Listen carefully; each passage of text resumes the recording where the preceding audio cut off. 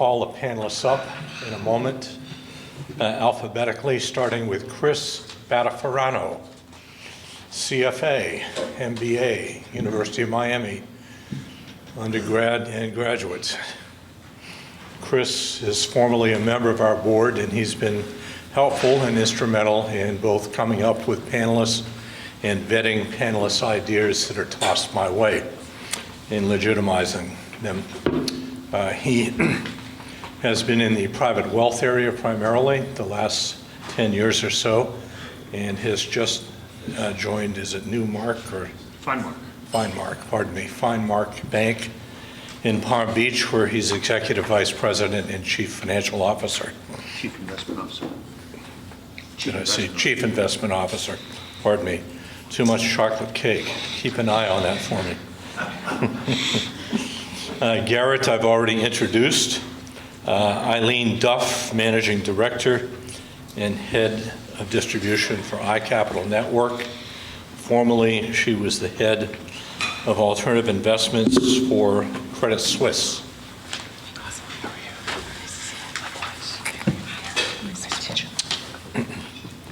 Then Tom Krasner, a frequent panelist, but he's had a hell of a record, and he's a terrific speaker. Again, remember when Tom got his CFA back 20-some years ago and was a member of our society. Now he resides and lives in Miami. And he is co-founder and principal Concise Capital Management. He'll tell you some about himself and his firm when he gets reintroduced. And then our moderator, Vinny Catalano.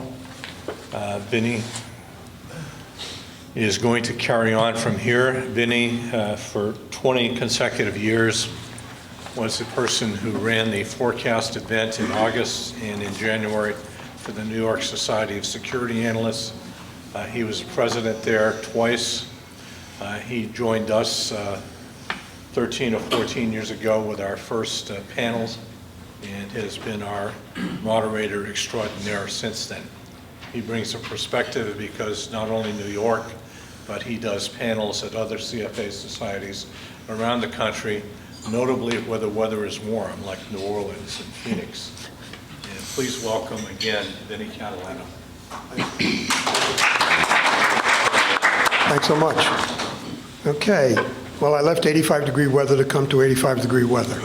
So New York was just as warm today as it is down here, which is broke records, but of course there's no such thing as climate change.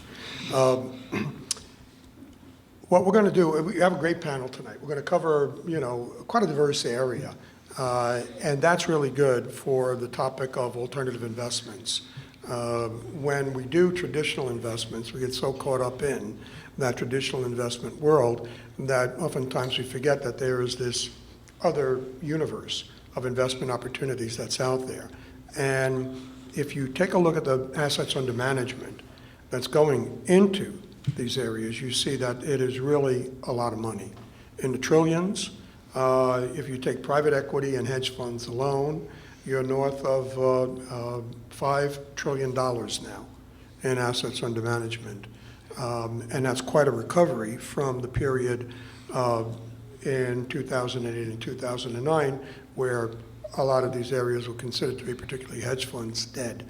But within that development, there have been a certain number of trends.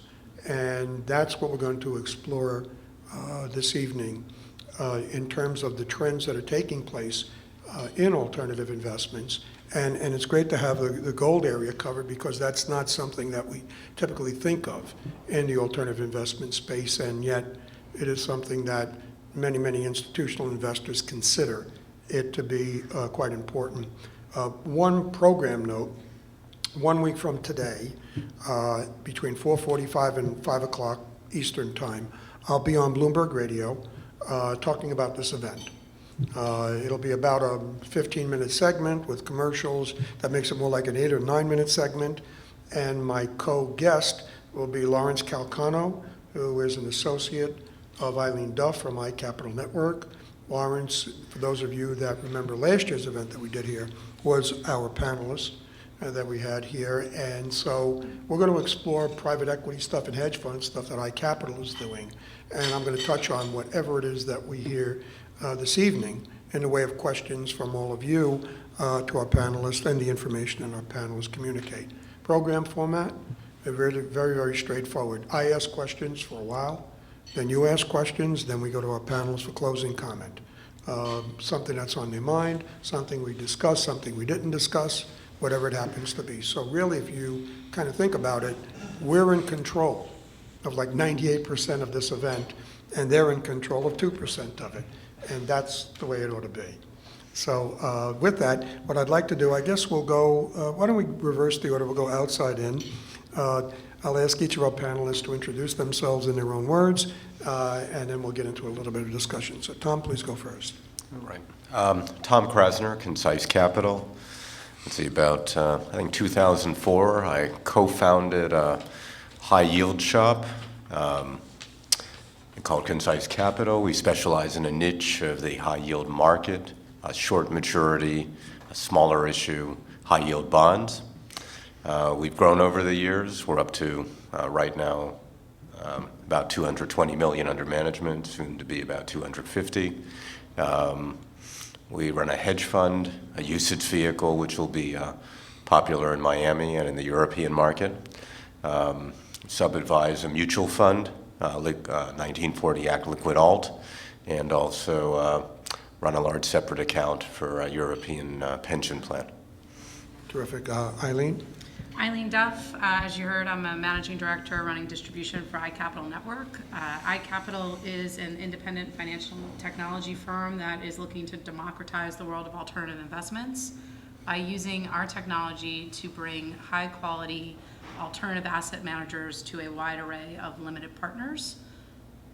Prior to that, as you heard, I was running the alternative investments business for Credit Suisse Private Bank, so I spent 20 years at DLJ and then Credit Suisse managing a $15 billion portfolio across different private equity funds, hedge funds, and real estate funds. Terrific. Garrett? Well, everyone, I was already introduced, so everyone knows what I'm about, but graduated Babson College. I worked for the gold stock analyst for 6 years and covered the mining sector. Thanks, And Garrett. Chris? Yep, Chris Battifarano. I'm Chief Investment Officer at Finemark National Bank and Trust. Finemark is a smaller, somewhat relatively unknown bank. It was founded 9 years ago by a gentleman named Joe Caddy. Joe had been a longtime Northern Trust banker, very senior guy there, board member, and really grew a bit disenfranchised with his ability and the firm's ability to really serve clients in such a very large format, and decided to start a much smaller, more client-focused organization in Finemark, which is headquartered in Fort Myers, Florida. Today we have operations here in Florida, South Carolina, Arizona. We have in bank deposits about $1.3 billion, and in investments about $2.3 billion. The investment platform is a hybrid platform, so one where we have both our own internal solutions, both equity and fixed income, and then an array of outside manager choices on both the traditional side and on the hedge fund side. And how do you, let me start with you then, Chris. Where do alternative investments fit within your CIO parameters as you are providing this advice and guidance? Yeah, so I mean, alts for Finemark are an integral allocation for portfolios where they're appropriate. It's been a strange time for alts, right? It's been a strange time for any sort of active management strategy in this post-financial crisis recovery period. However, our firm view is that alts remain a very critical component of an overall diversified allocation.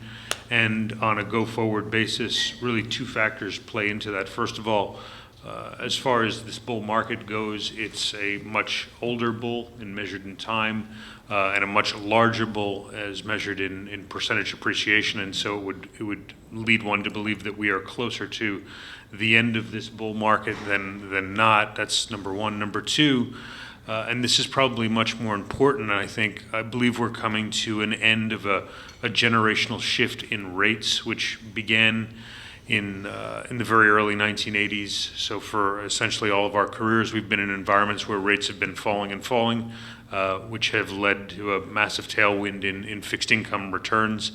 And I believe one of the errors that most folks that are sitting in our seat allocating assets through mean variance optimization is looking at prior returns and creating portfolios. And I think one of those critical issues is going to be the fixed income returns that you saw in the past will not be those that you'll see in the future. I'm not a big believer that you'll see massive rate hikes during this rate hiking cycle that we are, I guess, embarking upon now. However, I do think that the rate of return in fixed income is going to be a small fraction of what it has been for the prior 30 years, and therefore alts are a very critical and important component of an overall client allocation, and that's how we view them. And I want to get to some of that with Tom in a moment, because of the areas of expertise in regards to the generational, shift in rates, that type of thing. Alternative investments is, I was having a conversation with a friend the other day who worked for Credit Suisse a number of years ago. And for him, it was, okay, private equity is distressed debt and those kind of things. And I said, well, no, not really, because private equity is simply a classification of. And then underneath that, you have, venture capital and all of these other, areas. How do you, when you're looking at the construction of and putting together the recommendations in regards to bringing in alternative investments into, you like to call them alts, how do you do that with so many subgroups within that? I mean, and given the fact also that so much in the alt space is just unique. Yeah. Unique unto itself. What I'll talk about next week on the radio is a deal that I and some of my partners are involved in, and it's a loan restructuring type of deal. Well, that's unique to that. How do you do the, It's a great question, Vinny. The way, and I don't know, what the right way to do it is. I can tell you the way that we do it at Finemark and why. We break the world up into liquid alts and illiquid alternatives, hedge funds. No, that's good.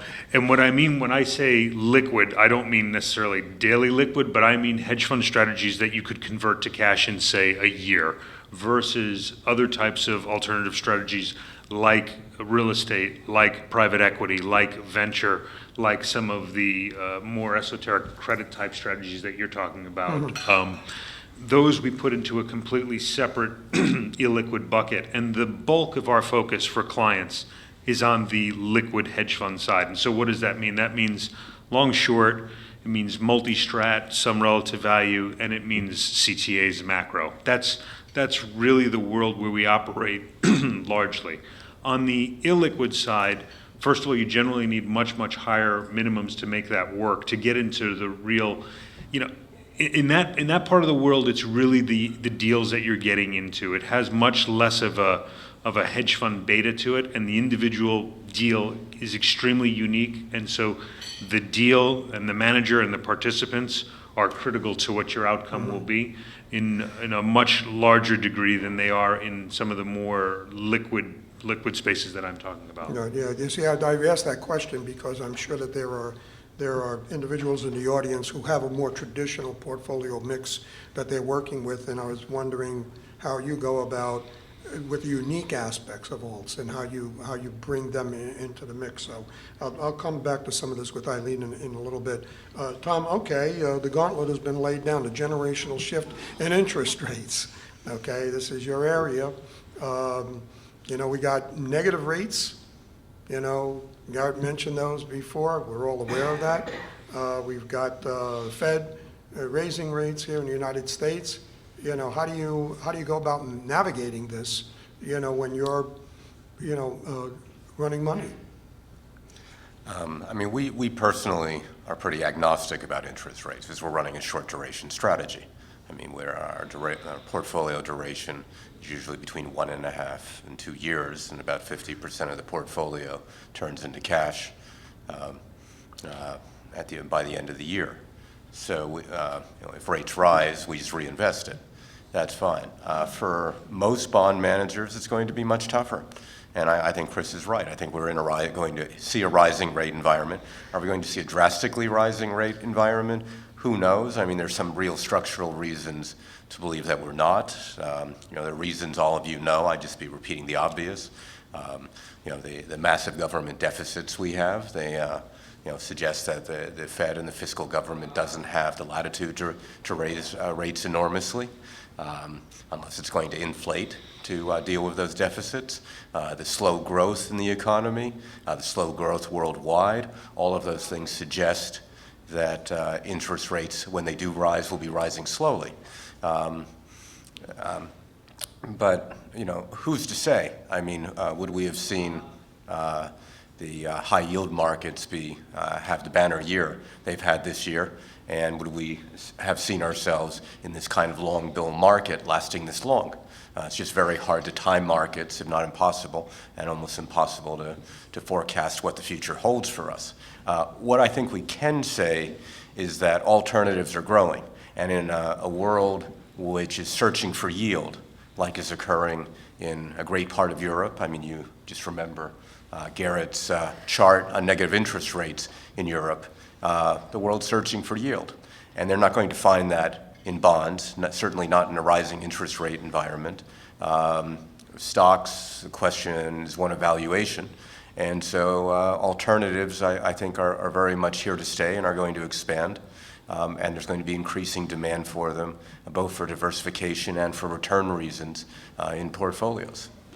Talk a bit about high yield.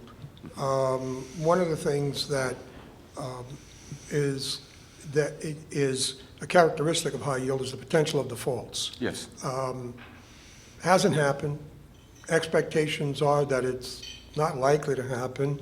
Rollover of money that is coming due, I think it's 2017 more than 16, 2018 maybe. Help everyone understand that field, that high yield field, in terms of the defaults, in terms of the rollovers, and how you navigate that space. Well, let's first distinguish between higher quality high yield. If you're in double Bs and near triple Bs, you're really worried about interest rates. And you're going to be much more affected by rising interest rates and by the interest rate cycle than you are if you're in lower quality. If you're in lower quality, we're in more speculative bonds, then the name of the game is avoiding default risk. Default risk is really driven by, to some extent, by recession and the threat of recession, but even more so by the availability of bank liquidity and lending. Once that lending dries up, stress companies can't borrow anymore, and you're going to have a wave of defaults. Is there any way to predict that? I don't know if any of us saw the big dip we had in January and February of this year. And I certainly expected a recovery. I thought the market was hugely oversold in February and March. I can tap myself on the back for thinking I was right, but I certainly did not see that we'd be up 20%, 6 months later. I mean, this is an almost unheard of recovery. So it's again going to be, the nature of markets is really a nature of confidence and animal spirits. And the length of this bull market is going to depend on confidence and when a shock occurs. And sooner or later, some shock will occur, and that shock will lead to the game being up and to there being a rise in defaults. And we can't tell if that's going to be imminent or if it's a few years down the road. You can easily plause scenarios where next year certainly won't be the kind of year we've had this year, but it could be a very reasonable year. It could also be a year of very poor returns. Okay, thank you with that. Eileen, I'm a huge fan of private equity, okay? I became a huge fan of private equity mainly through this partnership that I have with 3 other individuals. And They are private equity specialists. They've been doing this for many, many years. I came into it with a limited understanding and knowledge of it beyond what one might know about private equity. The more I looked into it, the more I felt that this was an area that if I were getting into the business now, there would probably be two areas in the financial industry that I would go into. One would be wealth management, and the other would be private equity. And it's mainly because of what I perceive as some of the enormous advantages that private equity has over investing in publicly related issues. It's sort of like, it's really pretty much what Warren Buffett does, frankly. And if you have a stake and you're in the room and you're influencing the outcome and you're on the board and, you get that kind of information, it's just, am I seeing this, through rose-colored eyes, or is this something that really is, a remarkable area to be investing in, almost head and shoulders above a lot of the other categories and areas, including what's in alt investments? Yeah, no, I don't think you're seeing it through rose-colored glasses. You can look at any amount of research that would support what you're saying, which is private equity general partners and their ability to get outsized returns over the public indices is pretty well documented. Of course, investors have to be willing to live with a lack of liquidity. So, that's what you're giving up, and you ought to get paid for that. And certainly by investing in high-quality private equity funds that have had the ability to produce outsized returns over a long period, we believe that you can do that. Now, that being said, certainly returns across various private equity structures do vary, and you're not seeing the types of returns that you maybe saw back in the 80s, but you're still seeing a very nice premium over what you would typically get in the public markets. And what iCapital does is really, we go out and source and diligence high quality private equity funds and hedge funds. We make those funds available to a wide array of limited partners at $100,000 minimums. So we're really helping a broad array of investors access what was historically maybe not accessible to them, because private equity funds typically charge a much higher minimum to invest, sometimes upwards of $5 or $10 million. So we're really trying to bring this asset class to a wide array of clients and make it available at a much more investable level. Okay, and one of the trends that I've noticed over the last number of years has been more and more major institutional investors moving out of hedge funds and into private equity. So first, if you could talk about that trend that you see, and then I want to ask a question in relation to iCapital and its move into hedge funds. So. Sure, yeah. I think, you're correct in that a lot of institutional investors are exiting hedge funds. There's been a lot written about that recently, and it's not terribly surprising given the bull run we've had in equities over the last, 5+ years. Hedge fund returns have struggled, and it's been difficult for hedge funds to kind of maintain what were historically outsized returns versus the public markets. That being said, I think, echoing some of the sentiments that have been shared already this evening, there is likely to be corrections ahead in the market, and I think when that happens, as have hedge funds done historically, they should have the ability to protect capital and therefore outperform what would be more liquid vehicles. That being said, the move into privates, I think, is not surprising given some of the things that we just discussed, which is, unlike the hedge fund returns that have struggled given the bull run in equities, private equity has continued to sustain high quality returns. So then with that, why has iCapital gotten involved with hedge funds when many people are exiting. they're exiting, and you guys you brought it on? Be contrarian. No, I think the goal for iCapital is really to provide an end-to-end solution for accessing alternative investments, which includes not only private equity, but hedge funds, private real estate, and soon to be direct deals as well. And so we believe that, for investors to get good quality risk-adjusted returns, they need to have a diversified portfolio, which should include access to all of these things. Okay, and as I just said, despite what has been a difficult return environment for hedge funds, we do believe that high-quality hedge funds will have the ability to outperform, particularly in more challenging markets. Okay, but it's up to the investor to figure out which. I would say so, but what iCapital does is really provide a lot of information, and our technology enables investors to do a tremendous amount of research. So we provide a tool that enables them to search and analyze these different opportunities. Right. We make all of our due diligence materials available to any individual that's on our website. So those are typically 20 to 30 page reports that kind of go through in detail the due diligence that we've done. And then I run a distribution team. We also have about a third of our 45-person firm involved in due diligence, and we're all available to talk to our investors about how to think about alternatives and which funds might be most appropriate for them. And then we do a tremendous amount in education, really using webinars and white papers, just educating our network on how to think Understood. about Okay, to make a more informed investor.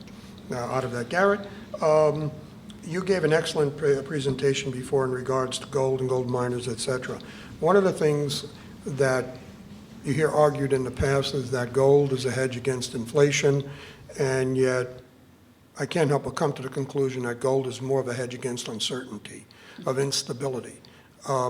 First, what's your view on that, gold being that hedge against that uncertainty versus inflation? Inflation is uncertainty, granted, but you don't have to have, negative interest rates in gold as well. That's not exactly an inflationary environment. That's more of a deflationary environment, if anything else. So give us your thoughts on that, and then I kind of want to just explore that a little bit. Back in 1970, the price of gold was $50. Now it's, about $1,300. It's an increase of, 25x. So over the longer term, it's done okay. Back in 1980. Can you bring the microphone just a little closer? You're from Florida. Yep. You're from Florida and soft-spoken. No problem. In 1980, Paul Volcker stepped in to the Fed, and he raised the interest rates up to 13-14%. But it was trailing the rate of inflation. The interest rates were, gold went up every step of the way until the final couple hikes, and that was a peak in the market. What I was showing in the portfolio analysis regarding, a stock, bond, gold split is gold does provide that hedge in a time of uncertainty. One of the things that's attractive about gold is it's not correlated. You look at correlations to inflation, it's not really there. You look at correlations to deflation, it's not really there. Just bottom line, it's not correlated. So usually, if stocks or bonds, run into a little bit of trouble, gold tends to do well. So it's going to provide that layer of protection in your portfolio. Historically in the past, investors have allocated a certain percentage of their portfolio to the sector, either via gold or the mining equities. And looking back upon it, we think that due to gold's performance and what we're looking at going forward, that percentage will possibly be increasing over the future because it does provide that stability to people's portfolios. Now, one of the things that a friend of mine told me about, and this is in regards to the snake fight that's going to take place in Las Vegas tonight. So we get a chance, we can watch that, that whatever you want to call that, debate. That a friend of mine was telling me about. He's monitoring, and other investors, professional investors, are monitoring the Mexican peso to see where the Mexican peso is, and wherever the Mexican peso goes, that gives you an indication of where the, quote, smart money, the institutional investor, is betting on whether Trump's going to win or not. Yeah. Okay, and if the peso's going down, then, Trump, but the peso's been going up of late. Instability, uncertainty. Gold was doing well until Trump's numbers started to go down. That geopolitical, because you have an asset that's not really, gold miners do it, okay? You brought up the peak, production and that kind of thing. But, how do we make sense of gold? Yeah. One of the things I've been following that very closely because, miners' cash costs and all-in sustaining costs are directly correlated to the underlying currency that they're in. And Tom and I were talking, say I just went to Mexico. You have a lot of silver miners and gold miners there. Their cash costs, if the Mexican peso declines, their cash costs decrease, basically depending on the percentage of their costs that are that are denominated in pesos, it's usually, 75%. So if the peso declines by 10%, their cash costs decrease, and the price of gold is denominated in dollars, so their margins become wider. So that directly affects them positively on the bottom line. So I've been watching, the Trump stuff closely, and the Mexican peso has been, directly tied to Trump's popularity, increasing and decreasing. Now, you think gold is kind of like in that same category in that regard? I really see some of the second-tier currencies being really affected. Like if you look at gold and South African rand, it's an all-time high. If you look at gold and British pounds, which is something that just happened, it's almost an all-time highs. You look at gold and Mexican peso, it's at all-time highs. It's just it's a hedge against uncertainty, I guess. And with Trump doing well, he's really going to shake up the Washington scene. I guess that's uncertainty. So if he tends to not do well in the polls, I could see gold selling off. But I think gold moves on that, but I think there's bigger factors involved that more drive the price more, Okay. And then the last question in regards to metals in general, okay? Why only gold? Why, there are a whole bunch of other metals I don't know. Palladium, platinum, and a lot of them, like silver, have industrial uses that are there. Is there not an opportunity for investors to play that field? You have the gold miner ETF, you have GLD, and whatever the other one is, I forget, that kind of thing. But you have other metals. Why? Yeah, gold's had that role throughout time, through thousands of years, as a monetary metal. And so why not the other ones, though? They've never really had a role. And the main thing, it's funny talking to CFA charter holders like myself. They're like, gold, I don't understand it. It doesn't have a yield. It doesn't have a cash flow. Okay.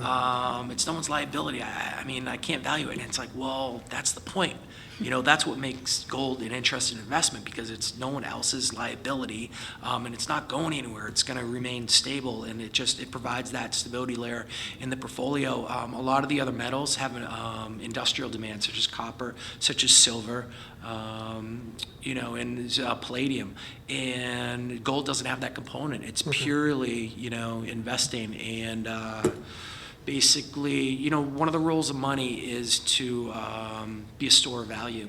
Is our dollar really the store of value? You put money in a bank, you take it out a few years later, it's not worth as much. Gold provides that stability of value.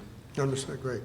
Chris, gold in your toolkit, percentage of portfolio, not at all? It's something that we really don't use at the firm for a couple of reasons. First of all, as Garrett mentioned, I think he said, gold isn't, when you think about hedges to inflation, if you're really concerned about inflation, gold is not the best hedge to inflation. One of actually the best hedges of inflation is equities. Equities are a great hedge to inflation. If you look at equity market performance during high inflation periods, they've done very, very well. What I would say gold is a hedge to uncertainty and global calamity, and in those types of environments, it does very, very well. From our perspective, in terms of rendering fees to clients on an overall global asset allocation, gold is just, we'll use it very, very sparingly, but it wouldn't be in our allocations at all. If you asked my own personal view on it, if you're a high net worth individual, I would recommend you have a very small percentage. What I mean by very small percentage, like low single digit number of a portion of your wealth in physical gold bullion coins, in the event of some sort of absolute crazy calamity. But short of that, personally, I don't see the value in owning the metal. And in terms of the individual miners, you look at Garrett's presentation, and clearly you need very, very specialized knowledge to understand, to be able to sort out the winners from the losers. And then, you looked at the volatility of those miners, that group of miners. I believe the vol level in his presentation was something like 44% versus equity market vol of, call it 15 or 16. It's not something that our client base would be comfortable with, an asset class at that vol level. So it's like an insurance, tail risk insurance sort of thing, 2%, 3% maybe. Against, along yeah, those some lines, yeah. sort of, yes, major, something that's never occurred in U.S. history. It's occurred in places like, in Europe, right, where you see governments fall, but it's never happened in a Right, place like America. Okay. Doing this whole granular approach thing that I'm sort of like drilling into a little bit here, Tom, sectors, okay? If we step down into the fixed income world and we look at different sectors, we know that, I think one of the things that's really underappreciated about bond research is the fact that, and credit research and fixed income research is that, anybody who's in the equity world looks at fixed income and says, okay, what's my credit rating? What's my duration? What's my maturity? What's my cash flows? Done. And yet there's so much more to it. There are so many sub-levels where there are these unique undercurrents and trends and things of that sort. Thoughts on that, opportunities that you see there, different areas to be in and consider areas to avoid? Well, our research, again, we're in smaller issue, high yield bonds. I'd say the average credit quality is B- with a lot of non-rated issues. So these are really stocks that happen to pay interest. That's one way of looking at it. So it's almost the fundamental equity research, and that kind of approach is much more important than looking at the bond research. But we're of course looking at the coupon, the duration, all the financial and bond characteristics as well. It's a hybrid security. It just depends where you are in the fixed income world. If you're in the investment grade, then you're looking at yield curves. You have to predict interest rates. You have to look at duration, convexity, all of those things. In our world, we look at those things, but they're much less important. What's more important is whether the company is going to go bankrupt or not go bankrupt, whether the CFO is telling a good story or whether he's lying, whether we go to visit the company and we believe the company is going to be profitable or it's not going to be profitable. It's really a cash flow story. One of the things I'm thinking is that as an asset manager, I would think one of the benefits that I would get in doing business with you is that, okay, here's a certain amount of money, all right, and then go from that in terms of investing. But then the other dynamic, and the same thing would apply with Chris, is that I get to, have a dialogue with you that takes me into like a number of the other areas too as well. Because even though you're not doing this work specifically, that, you have this breadth of knowledge, and so there's a little paid commercial for you. Really, it's one of the things that we don't oftentimes think a whole lot about. It's just, okay, there's the money and that's it. Whereas, now the relationship is there, and maybe you can help me in other areas in understanding that depth of the marketplace. So, just that in that regard. Yeah. One thing I'll sort of go off on a tangent here related to what you're saying, Vinny, which is that when you're looking at hedge funds or alternatives in general, I think one of the things that's extremely important is knowing the principals, the people who are running it, understanding their strategy intimately, and really having a transparent investment approach. If anybody comes to us and wants to see our portfolio, see what we do, we're happy to sit and discuss all the trades, why we're in trades, et cetera. And I think anywhere in the investment world, you want to have that kind of transparency and that kind of dialogue, and get to that level of understanding. Early on, I think, Chris, you made a comment about really the uniqueness or actually, Vinny, you made the comment about the uniqueness of alternatives. And I think, Ellen, you'd restate that. Yes. And everybody on everybody's different, and we're all doing things that are slightly different. There are some commonalities. There are a lot of long-short managers out there, and sometimes you say long-short managers are a dime a dozen, and maybe they're doing same things, but when you sit down with them, they're all really doing quite different things. And I think it's just extremely important that in the alternatives, you're moving away, you're getting into active management, and you're moving away from really the commoditization of investment products that you see so much today in ETFs, in mutual funds, in all kinds of products. And so it's important to know what you're buying. Absolutely. And Eileen, along the same lines with you, that does iCapital produce, is one of the things that I would think that would be very beneficial to what your firm has to offer. Does it produce information that allows me to understand the alternative space, private equity and hedge funds in substrata level? I know that I can get that information if I'm interacting with you, okay?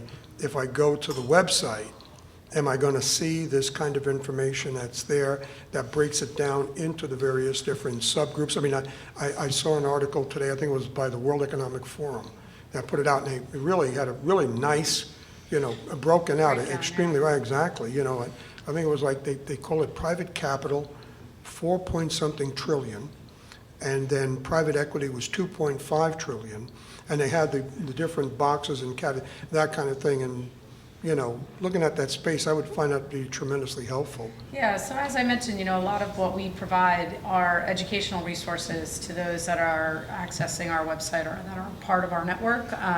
So we do provide kind of a lot of white papers on, how to think about allocating to both private equity, to alternatives in general. What are the different strategies? What are the different structures? Things to look out for.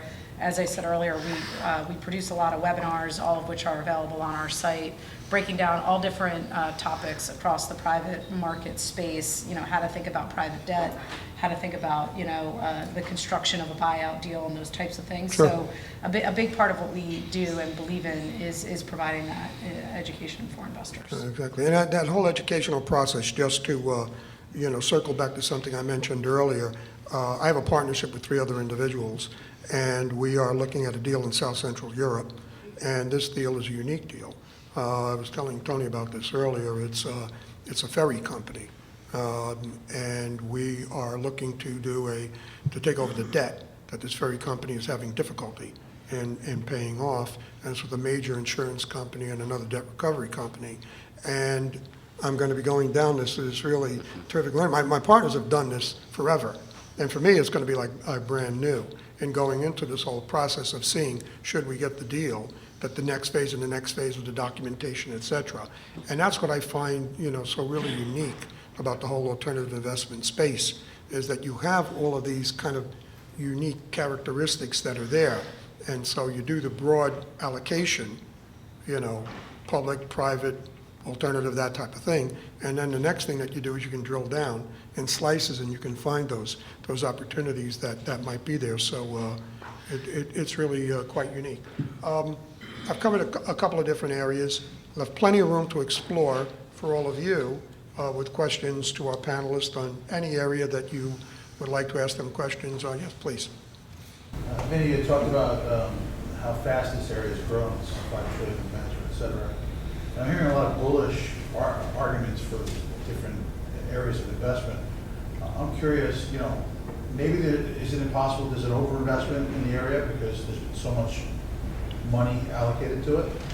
So I'm curious if any of you, just in talking to people in the industry, I hear from time to time people, for example, saying, private equity, it's overdone, et cetera. Do any of you have a sense that any particular area is overvalued or at risk for decline? And if not, what are some of the things you look at to try to determine if things are getting a bit heated? Okay, if I can just mention one thing here, and this goes back to my question to Eileen in regards to hedge funds. I think many of the things, and then I'd like to hear Eileen and maybe Chris and anyone else who wishes, but that with hedge funds, you have a lot of Me Too sort of stuff that's going on, or has been going on. And so you've got this underperformance that's been happening for quite some time, whereas private equity seems to be unique in a different way. I mean, this deal that I just mentioned, that I and my partners hopefully will consummate shortly, it's a unique deal.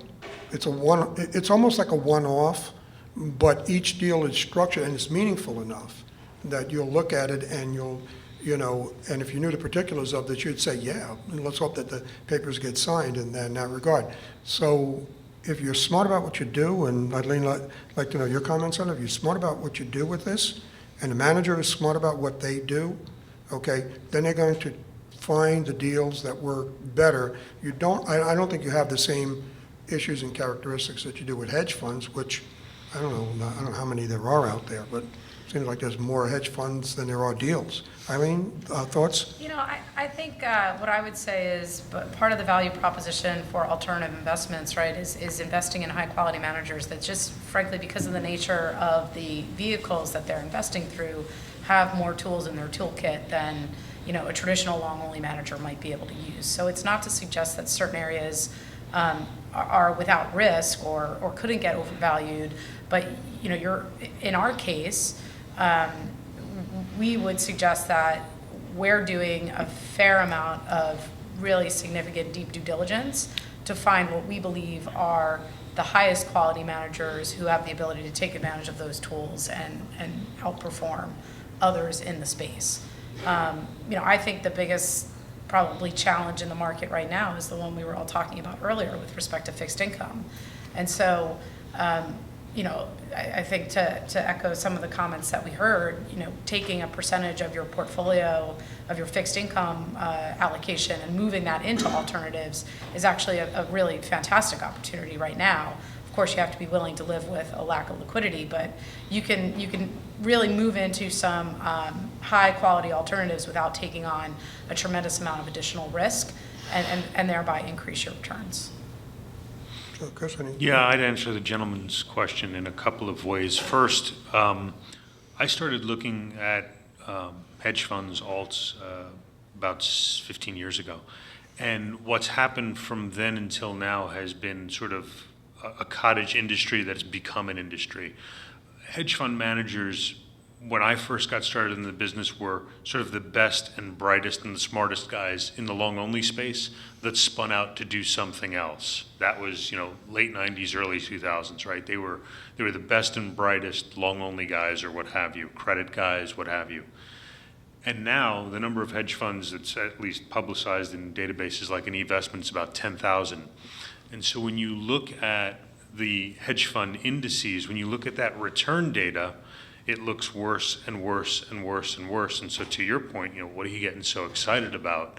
And my answer to you would be, I'm not. I wouldn't be excited if you said, here's the opportunity to invest in hedge funds in aggregate, like you would in the SPY. In other words, just boldly buy the entire market. I'd say that's an idiotic idea, crazy idea. Don't do that.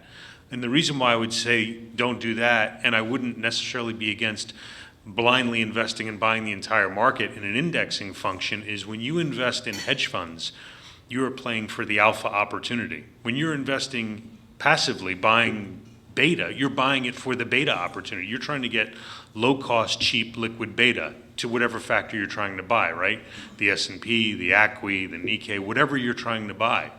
If we're talking about hedge funds, and we have all of the participants, 10,000 participants, if you add up the sum total of all of their alpha, negative and positively, the theoretical answer that you should get is zero. And that number is quickly approaching zero as you have more and more and more participants who are second, third, and fourth-rate players coming into the market.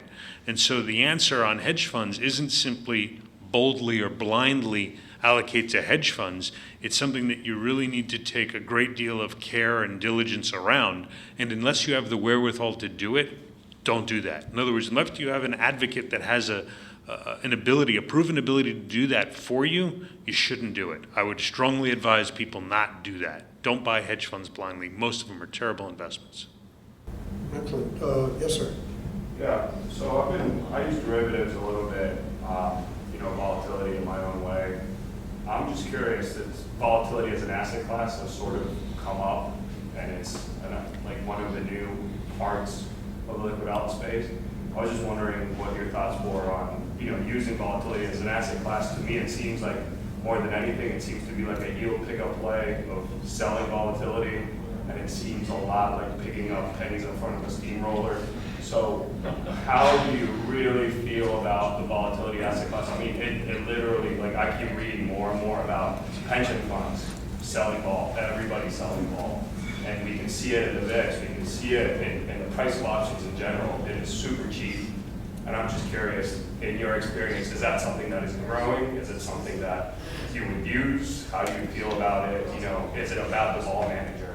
How do you feel about volatility? I couldn't agree with your characterization more. I think most people that are doing what you're talking about are short volatility, and I would never want to be involved in any strategy where you are short volatility. It is exactly as you characterize, you're picking up pennies in front of a steamroller. When you're trying to bring other types of risk into a portfolio to make that overall allocation more robust, in other words, to safeguard against bear markets in layman's terms, you want to be long volatility, and you want to be long volatility to other factors that might be that disruptor to the to a bull market. In other words, from my view, one of the best ways of doing that is getting exposure to commodity trading advisors, CTAs, who generally in bear markets, vol will expand, but they're generally long volatility. They're taking advantage of those big trends that develop, sometimes bearish trends that develop in markets. And so this idea of selling vol, I think it's becoming very, very popular because people are yield starved, and so they're moving out on the risk spectrum to find fixed income surrogates, and selling vol is fixed income surrogates, as are REITs and MLPs and some of these high yielding equities. And in my view, this is the most dangerous portion of the market to be invested in today. And I think it's as a result of yield starved investors trying to do everything they can to generate monthly returns. Absolutely. Yes, sir. Two questions for Tom. On high yield as an asset class, do you feel like it's overvalued, undervalued, fairly valued? And have you ever looked at the yield of high yield versus the yield on equities and what that looks like? I would say high yield is quite overvalued. I would say almost all the risky assets out there are overvalued. I mean, I'm in Miami. I'm in the Sabadell building. Next door, they're building an 82-story building. A few blocks away, they're building a 64-story building. I tell you, real estate is overvalued in Miami. I tell you, it's probably overvalued in a lot of the U.S. Stock market, there's a good chance you can make some good arguments that it's overvalued. But how long will the market run? But I'd be very cautious in high yield. We follow the work of Marty Friedson, who used to be chief strategist at Merrill Lynch, former CFA Institute governor. Is a very respected, probably the most respected high yield model out there. He finds the high yield market at above 2 standard deviations overvalued, according to his model. At the same time, I have a broker who tells me every time he sends me the Friedson model, and then his next email says, well, a broken clock is right twice a day. You know, so you know, there's you know, being right on a valuation basis and timing your call are two entirely different things. On the equity, looking at dividends versus yields, et cetera.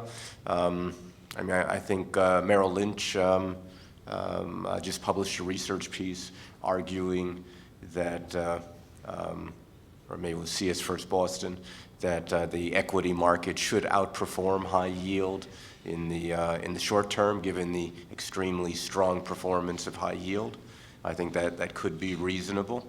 You know, but I think in general, risky assets, and I put them all together, they are overvalued and they are due for a correction, but that correction, you know, there's no telling when that'll occur. I also want to just digress and sort of answer your question on alternatives. I think alternatives in general are expanding, and I just had you know, attended a conference in Miami. There was an Argentine fund talking about their investments in real estate and cattle farms in Florida. You know, that's a good example of an alternative. And I think just given the search for yield, given all the money that's coming in globally, in different markets. There's going to be tremendous demand for alternative investments in private equity, in less liquid options and more liquid options. Some of those will be hedge funds. Hedge funds have had a hard run. They've had a hard run because there are too many of them. They're due for a shakeout, and also when things are going extremely well in equity, just in the public markets, that presents a tough standard and a tough comparison. They do arguably, I think, have a good role in diversification, and probably a lesser role in return. But you have to be very fee sensitive in them, and you have to know what you're buying.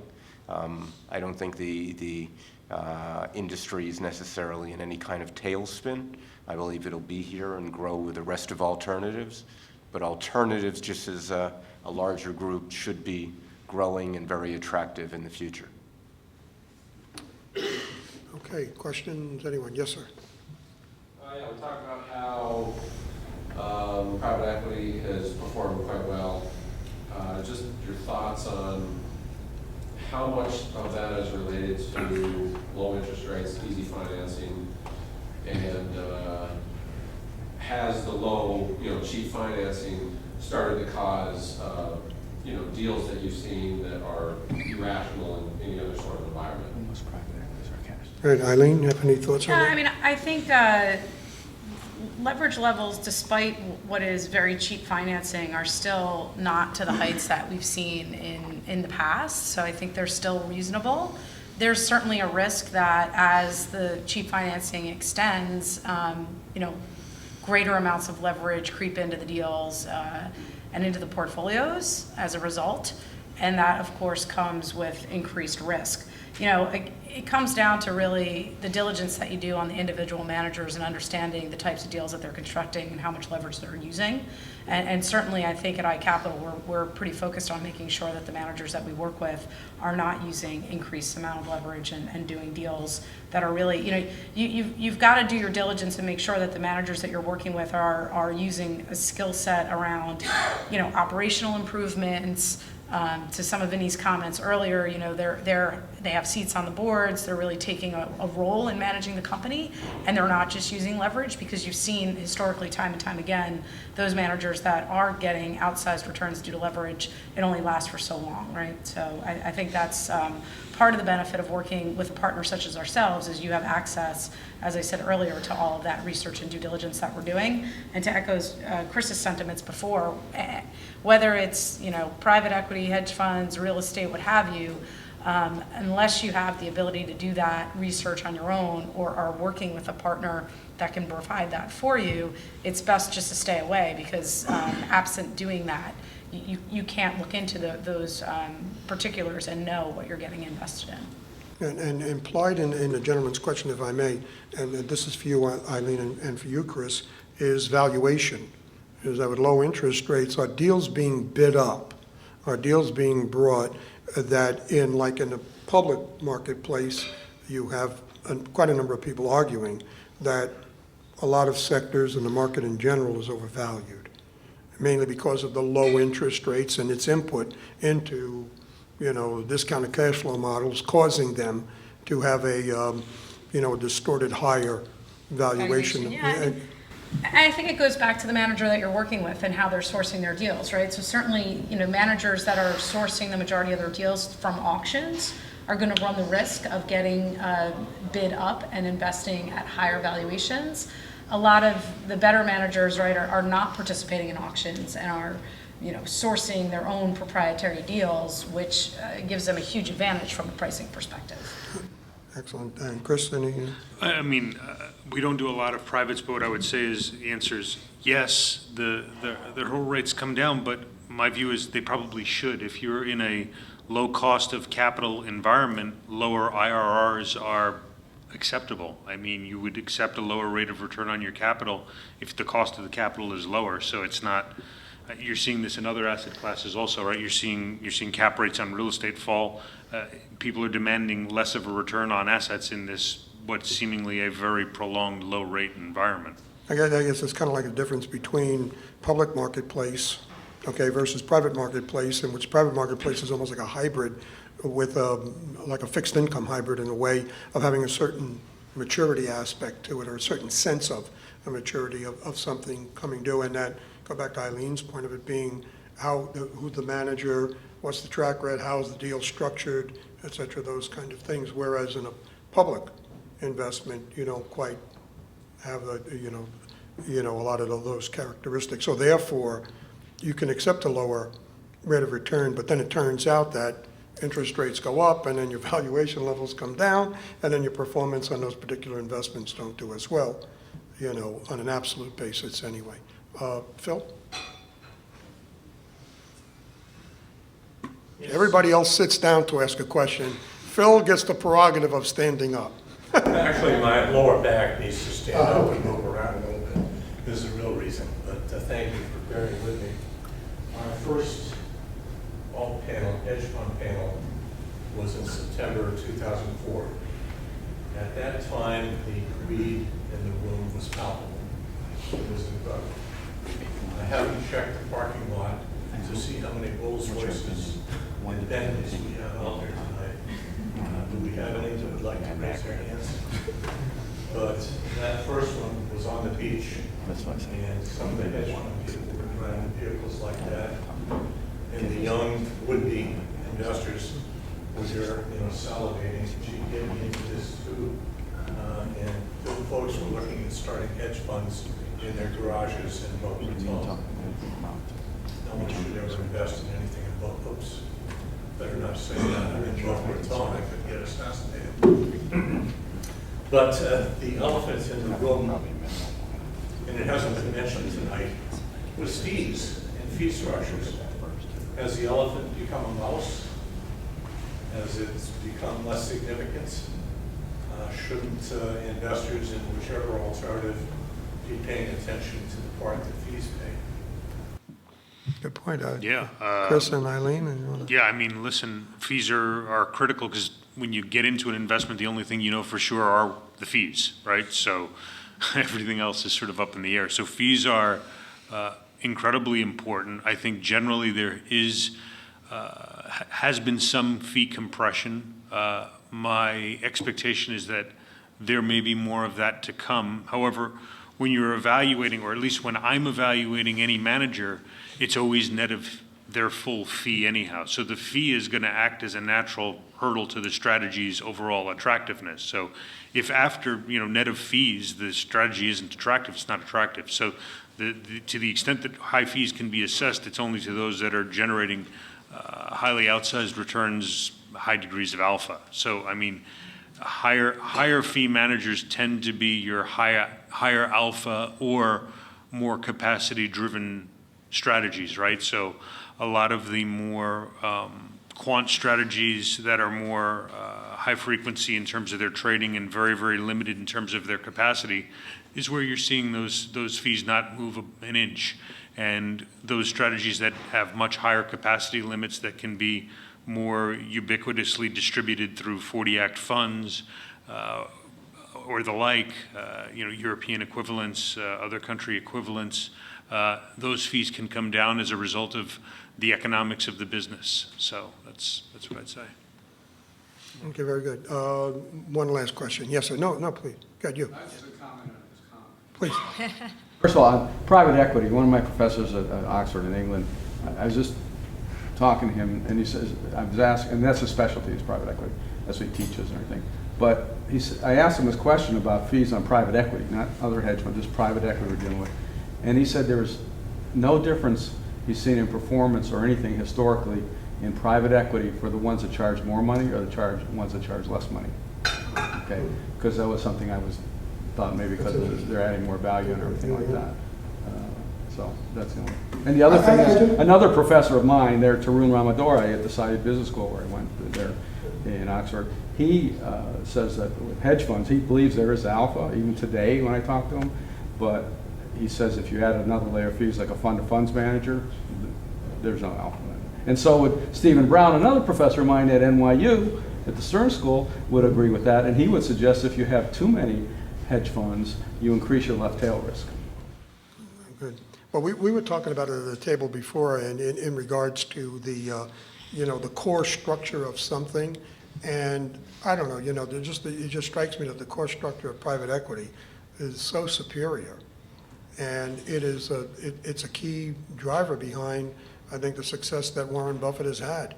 It isn't just that he understands, businesses, et cetera. It's that structure of it, that he's there in it, he's in the room, he's influencing the outcome, and it's just, but there are other dynamics that are there. It just kind of strikes me as being such head and shoulders above, and maybe I'm in a dream state about it, I don't know. Okay, this will be the last question. It just made me ponder that I wonder if some of it, private equity, is a time horizon. And then if you're a public manager, you're managing quarter to quarter, and if you're a private manager, you can manage for the longer. You hit one of the nails on the head, and I'd like Eileen and Chris, if they wouldn't mind commenting on this, okay? I am wondering, and I have no stats on this whatsoever, so this is all my gut feeling, a conspiratorial mindset in a way, if you will, but you take CalPERS and CalSTRS and their movement out of hedge funds and into private equity, and you look at the problems that pensions, defined benefit plans have in meeting their stated objectives, and the problems they have with it when they're locked into, let's say, a 60-40 mix, and they are unable to, with that 40% component in fixed income, being able to achieve their required rates of return to meet the benefits later on, so they have this asset liability mismatch. Well, if I'm in that world, and I'm expecting a low-rate environment for an extended period of time, and I cannot alter my 60-40 mix significantly, then one of the places that would be really good is to move it exactly away from the point that you're talking about, which is the volatility in the fixed, in the public market, and into the time horizon, the more illiquid, longer time periods, in which then you can then lay out, not only for all the positive reasons there, but also in the performance that is generated. It's just a different sort of mark to market with that. Anybody have any thoughts on that? I mean, it's just, I haven't heard anybody bring that issue up, so, I'm just curious if anyone had any thoughts with that. Vinny, I think you've spent a lot of the night bringing the issue up, maybe not consciously, but you've talked a lot about Warren Buffett and what Warren Buffett recognized many, many years ago, thinking about using the extra free float money at an insurance company, is creating, instead of a pool of money that is very fickle, creating a permanent capital base, right? Because that's really, all Berkshire Hathaway is a closed-end fund. So for Buffett and his partners' purposes, it's a source of permanent capital that they can deploy, do deals, and have nearly infinite time horizons to evaluate, as opposed to someone that's running public equities inside of a mutual fund or an LP or what have you, that has to contend with whatever liquidity mechanism that fund offers, right? Generally daily. And if you think about the vagaries of the market and then the mindset of the investing public, they tend to not just shoot themselves in the foot, but both knees, in terms of buying at peaks and selling at troughs, right? And this is very well documented.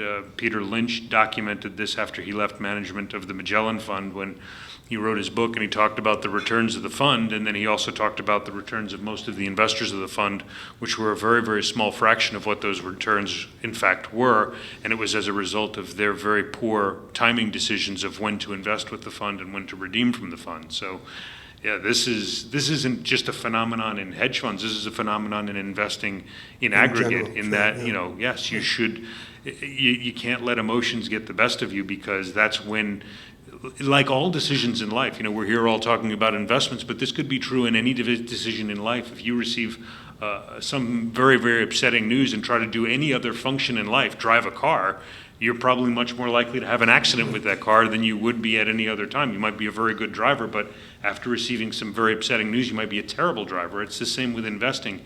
You're receiving very upsetting news by reading your statement, watching it go down, go down, go down, month after month, and then you end up making the very emotional decision of selling at the bottom, which is crystallizing that loss of capital and permanently affecting your ability to compound that capital on a go-forward basis. Yeah, you also have the other dynamic too, where you have professional investors playing this, what I call keep my house in Greenwich, Connecticut, in which you are playing this game, in which you are, it's an alpha game. And the alpha game is that, let's say Chris and I are asset managers and you guys are our clients. These are our clients over, these are my clients, and these are Chris's clients over here. And I want to keep my house in Greenwich. Well, I'm going to look at what he's doing, he's going to look at what I'm doing, and where are you going to go? It's just, and so therefore, then it's almost like it's built into the public investment space, failure, relative failure, because I'm looking, think of it this way. If I do not have a justifiable reason to get out of the market now, and my justifiable reason is not within the CFA parameters, then if I take action and get out of the market against what Chris is doing, then one of two things will happen. My manager will be unhappy if I fail. My manager will be unhappy if I succeed. Well, why would he be unhappy if I succeed? Because I stepped outside the parameters of the way the game is played. Well, why would I do that? I want to keep my house in Greenwich.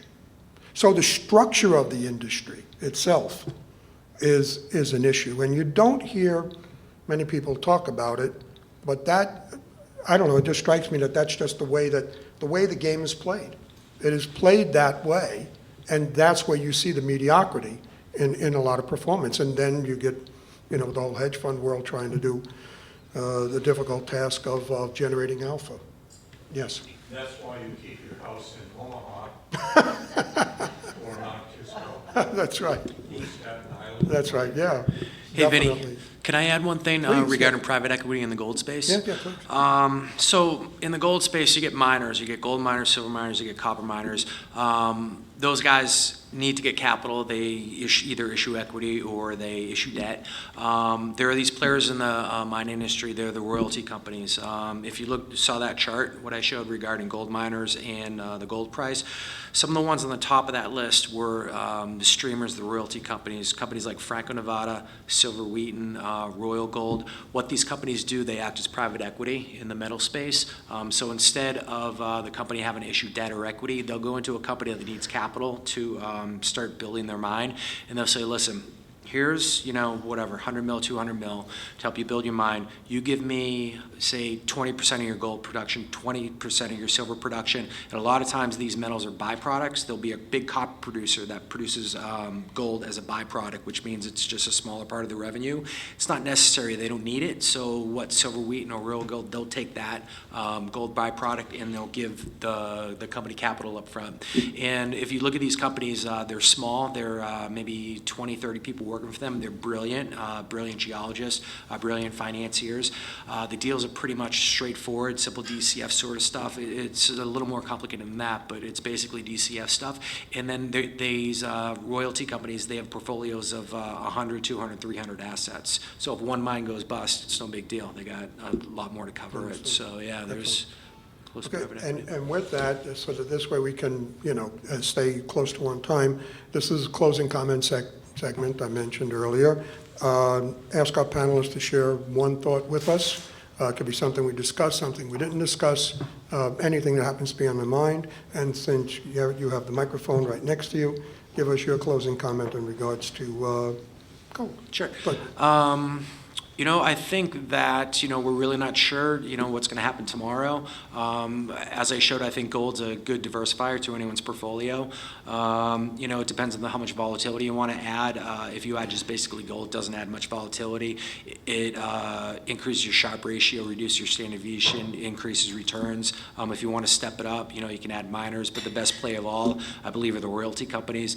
Their margins are very small, by the way. They'll pay money up front to the mining companies, a few hundred mil. level. And then what they'll do is they get the gold or silver, they'll pay a percentage of that silver. Usually it's about 20% of the gold price or 20% of the silver price.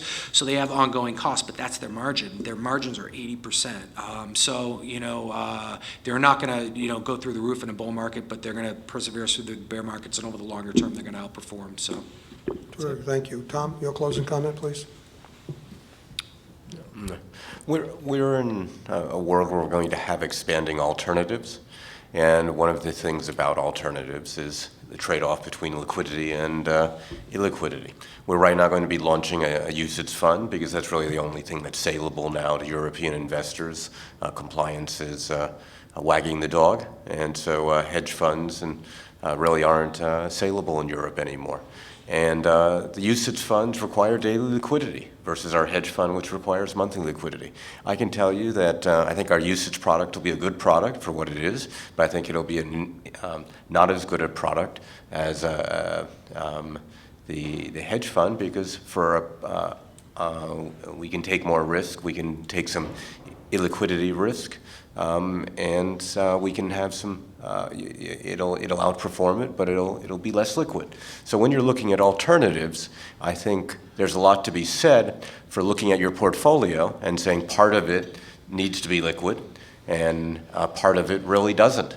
And the part that doesn't need to be liquid, rather than being in equities or in public markets, should be allocated to private equity, to real estate, to non-correlated assets, to things that have high return and where you can tolerate the illiquidity. Part of that may be hedge funds.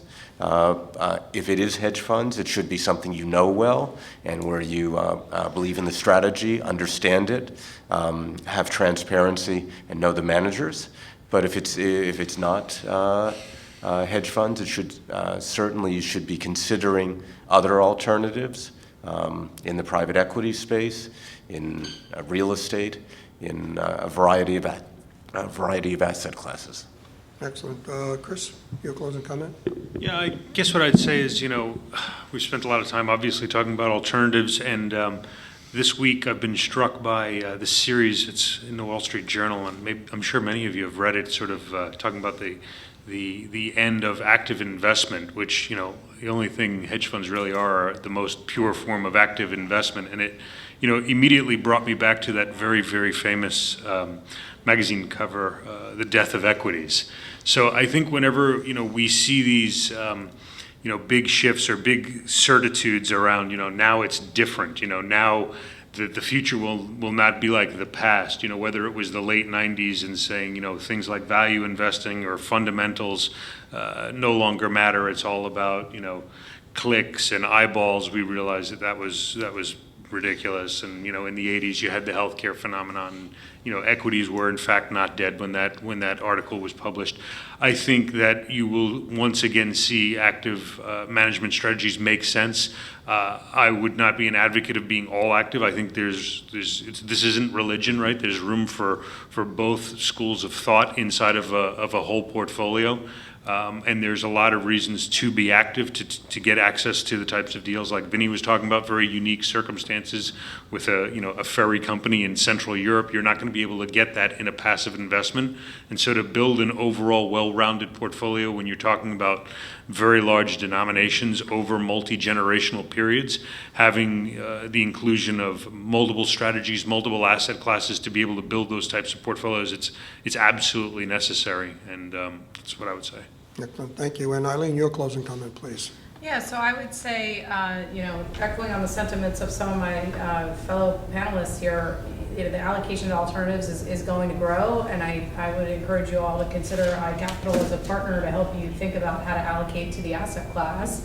All of the things that we've mentioned up here in terms of needing transparency and diligence and breadth of resources to access these very unique and differentiated opportunities is exactly what iCapital offers, and we do so, as I said, at very low investment minimums, making them attainable for a broad array of clients. Thank you. Okay, terrific. And with that, my closing comment is real simple. Next Wednesday, Bloomberg Radio, 4:45 to 5 o'clock. listen in, I'll reference here. You're recording this, so this is going to be up on your website, or, okay, that's great, and it reaches out to all the members, and that's terrific. And then just a couple of quick thank yous. Thank you, Phil, once again, as always. Great to do this. I love doing this program every year. Thank you all for coming here this evening, and I ask you to please join me in thanking our panelists for an excellent discussion. And